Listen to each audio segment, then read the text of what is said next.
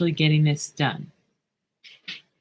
So 2 days ago, I talked about this video.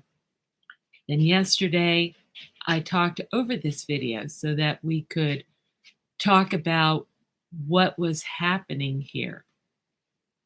But it didn't come up. So I'm doing it again and I'm trying to do it correctly. And I'm going to go ahead and expand this so you can hopefully really see.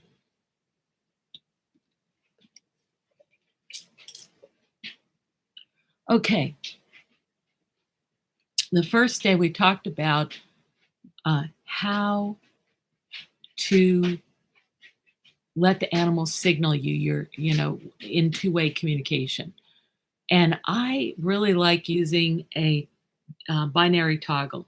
So the thumb gets assigned one meaning and the finger gets assigned the other.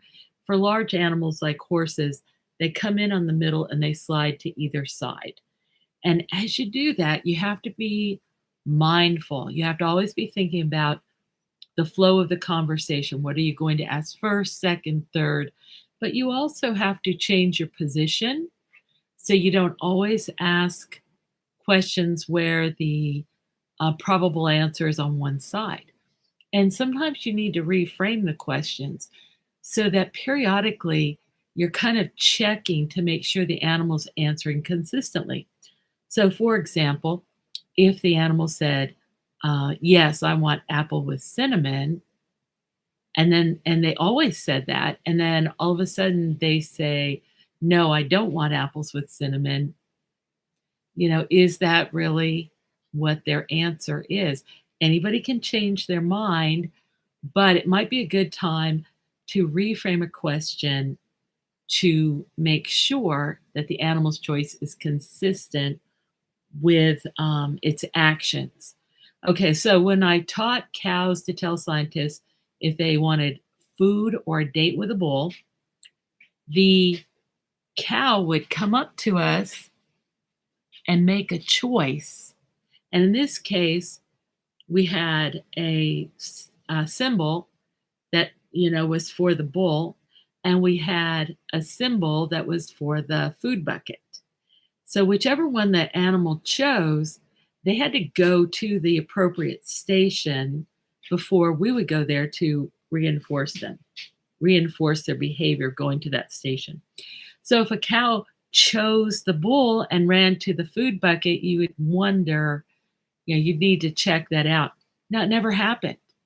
Cows would come up, do a hockey stop, punch the button, run to the bull's area, and the graduate student would run to get to them to let them in. Or they would, choose the food and run straight to the food. And there was absolutely no confusion, just anticipation. All right, so I wanted to talk a little bit about degrees of abstraction.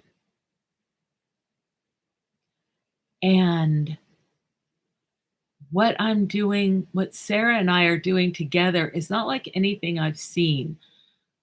We are systematically sharing language. So we're building lots of vocabulary, but we also build mental maps. So we cross-relate the vocabulary into concepts, and you're going to see one of those here. So in this video, Sarah has a stack of objects, a collection of objects, and I will put the foods in the red bucket and the tools in the white bucket.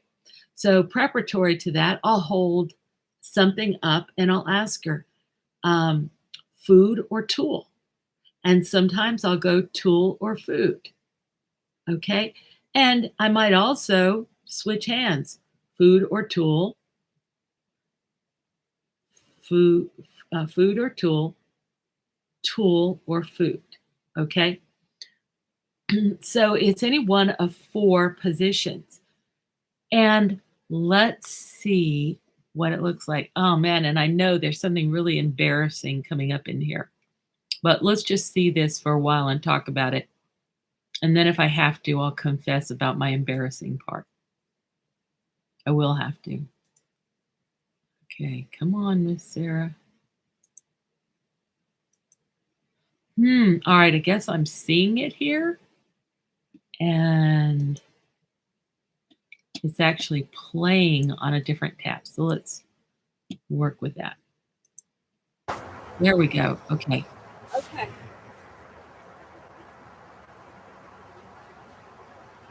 Food or tool? So it's a salt block, right? Food. So it's correct. food. And I just Good put job. it in the red bucket.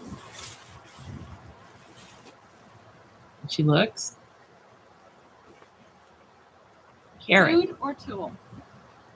Food. That's Now correct. you see, she goes Okay, straight this one. to it. Food or tool? Tool. Correct.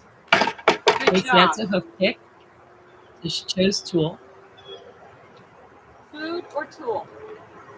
Tool. That's correct. Good job. So I think I changed position there. You might need to see it again to make sure. Food or tool? Tool. That's correct. So that's a stripping blade, and she chose tool. Food or tool? Ah, that's not a food. Look at it. Food or tool? Okay, so that's a mistake. That's right. So she corrected it the second time. And she keeps Food looking or in her tool? bucket to see what's what. No, that's a tool. Okay, now This here's my is embarrassing mistake. food. I'm so embarrassed. But, you know, that's why we watch the videos, because we only think we're the superior beings. So I held up a container, and I consider those containers tools, and they are when they're empty. But I realized when I watch this, I'm not consistent, because right now that tool is full of food. And Sarah identified it as food.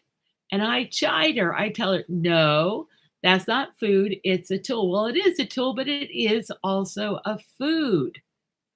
Sheesh. And I even get a little superior sounding. I'm really embarrassed.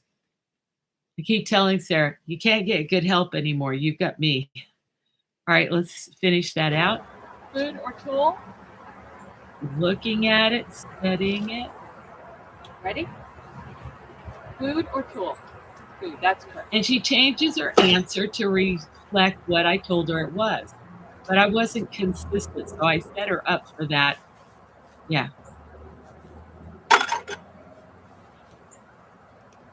Food or tool?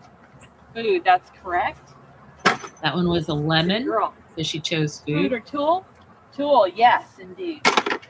And I think that was another hoof pick. I seem to have a Don't wealth ask of me hoof picks. because we've had problems with those so far. Oh gosh. Okay, so I just picked up a stack of those plastic containers. And I said, we won't do these because you've had problems with these so far. Sheesh. Sheesh. Yeah, okay. Now, you see what these animals have to put up with. All right, we're almost done. Okay, ready? Food or tool? Food, absolutely. Another carrot. Food or tool? Food, absolutely. And that Good was job. water bottle. And thank you very much. And now she gets That's the really carrot. good. And she's working right over the carrot the whole time.